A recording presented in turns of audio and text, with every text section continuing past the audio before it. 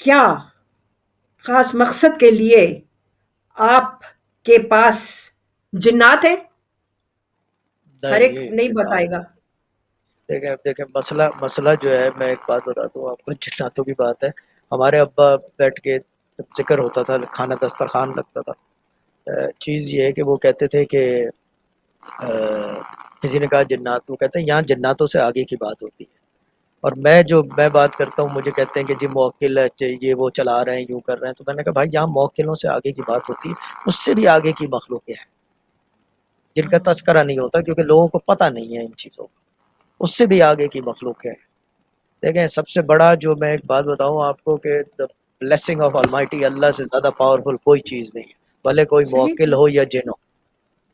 Run for صحیح. That instead of running after a جن، یا یہ کہ رننگ آفٹر اے موکل یا ملائکہ. یہ سب چیزیں حاضر ہوتی ہیں اور چلی جاتی ہیں، but the blessing is always دیر.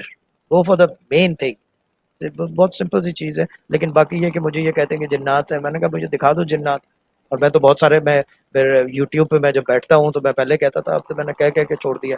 بہت سارے لوگ کہتے ہیں کہ جی آپ کے پاس جنات ہیں، جو علم والے لوگ ہیں. تو میں کہتا ہوں کہ مجھے دکھا دو کہاں ہیں جنات.